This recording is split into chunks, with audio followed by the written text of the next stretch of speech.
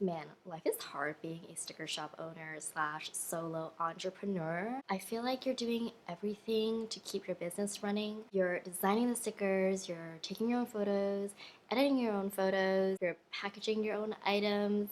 There's just so many little tasks that you have to do on your own. The last thing you want to be taking care of are these minuscule things that are super frustrating, like, for example, cutting stickers. For those of you who hand make your stickers, you know the struggle of having to either cut your own stickers or having a sticker cutter machine cut your own stickers. Either way, both of them are very frustrating. And you're probably wondering, why don't I just outsource my stickers and leave the hard task to someone else?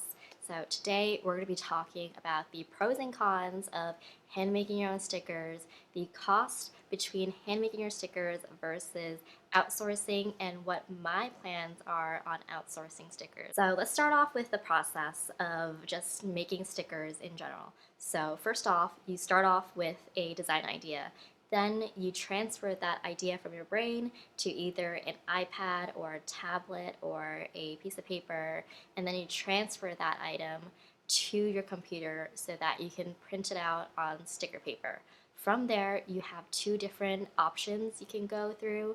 One being, like I said, with your hands and a scissor, or you can go the route of using a sticker printer like a Silhouette Cameo or a Cricut so that it can cut the stickers for you automatically. Now that you know the basics of sticker making, let's get into the pros and cons of hand making your stickers. So let's start off with the cons. The first one being that hand making your stickers are a total time suck. So when I first started my business, I literally had to hand cut all my stickers just so that I can cut some costs down. So imagine having 30 or so stickers on one piece of paper.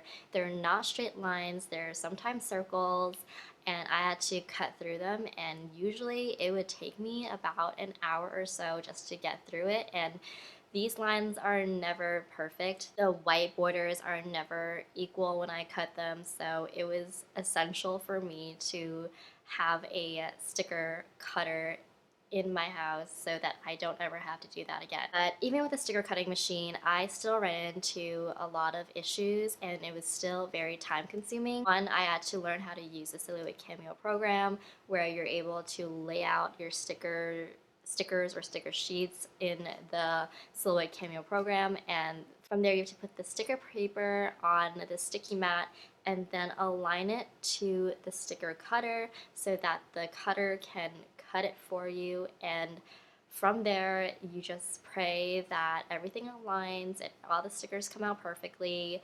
And sometimes the sticky mat is not sticky enough, and so it doesn't cut all the way through.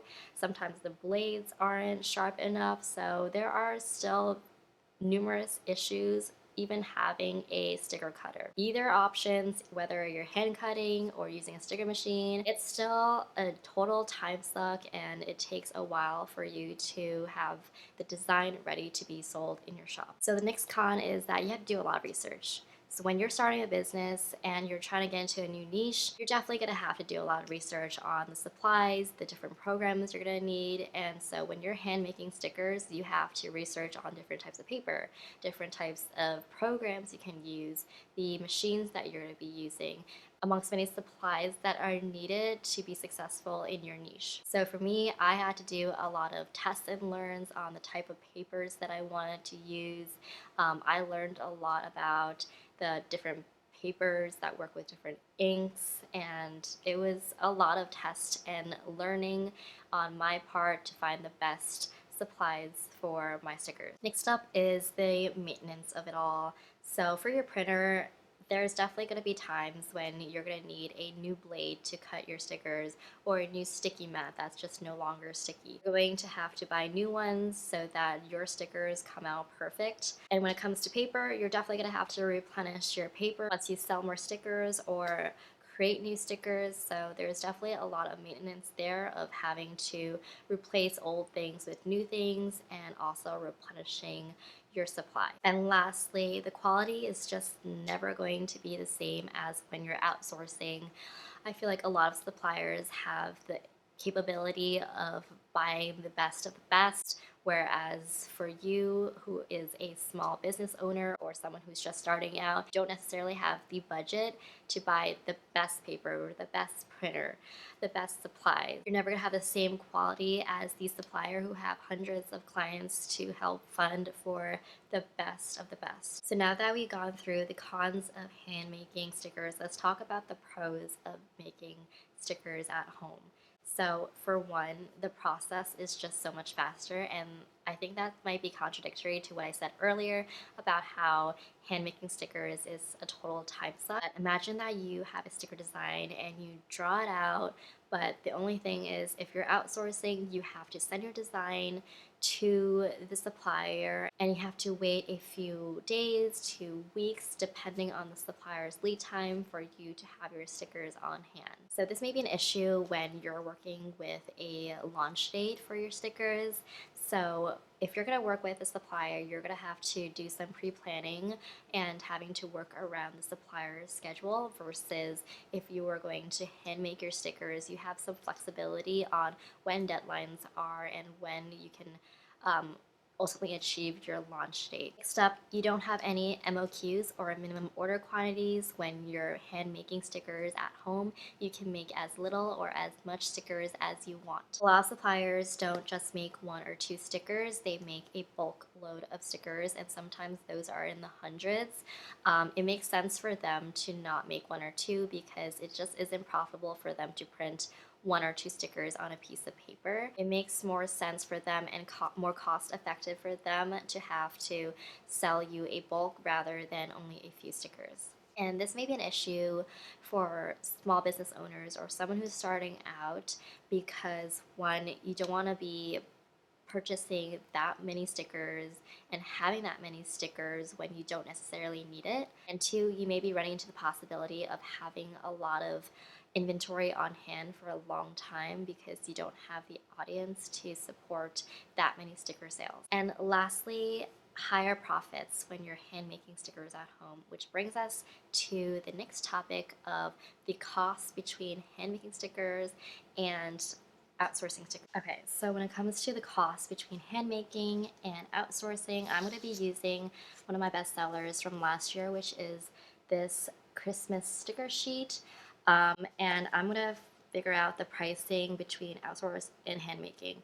So I'm going to be using the site Sticker App because that's what I used in the past to outsource my stickers. I used to buy die cut, but I'm going to look at their sticker sheet pricing. So the quantity for one piece alone is $10, but the more pieces that you buy, the bigger the discount you get. So I think realistically for next year, if I were to sell these Christmas sheets again, I would buy about 50 pieces, which is $300. So let's pop this into a Excel spreadsheet to see the difference between the costs. If I were to buy 50 sheets at 300, each sheet for me would be about $6. And I was selling one sheet on my site for $5.50. So if I were to sell all 50 sheets at $5.50, my total revenue would be $275, which is lower than what I paid for these sheets if I were to buy it on Sticker App. So my profit would actually be negative $25. So let's look at how much it would take for me to hand make these products. And yeah, so for one sticker sheet fits into one piece of sticker paper for me. I usually add like a bunch of like little stickers in between to fill in the stickers so that I don't waste the entirety of the sticker sheet. But I'm just gonna assume that one sticker sheet fits one piece of paper. So the cost per unit for 50 sheets is 83 cents, which is significantly lower than the $6 that we paid for Sticker App. Again, our revenue would be $275 because we're selling it at $5.50 for 50 sheets. So profit would be $233.50 if I were to hand make these sticker sheets. which is a lot of money compared to outsourcing. However, the time and effort it takes to hand make these stickers is gruesome. And I remember when December came, it was just a nightmare to sell these stickers. But I don't think that having a negative profitability would be the plan for me at this moment. Now let's see how much it would cost us if we are going to purchase 100 sheets, which is still a reasonable amount since last year we sold about 50 sheets. We can try and double it since we are increasing our audience size for this year. So for 100 sheets, that will cost us $400, which is about $4 per unit or per sheet. Again, we're retailing it at $5.50. So if we were to sell 100 of those sheets, it would be a revenue of $550 and a profit of $150, which is great to see because beforehand, if we were to sell 50 sheets, it was in a negative realm, and this time it's positive. But let's see how much it would cost us if we were to hand make all 100 sheets. So like I said before, each sheet itself is 83 cents to make. So at 100 sheets, that would be $83 with a unit cost of 83 cents. Um, Revenue would continue to be 550. However, our profit is $467, which is significantly more than the profit if you were to outsource. Both of them would be positive, except that handmaking will allow you to have a larger profit. So from here, you can either choose outsourcing or handmaking. It really depends on if you value the profit more or value your time more. Now that we looked at the numbers, I think that going forward, I will continue to hand make my products with the exception of products that do really well for me.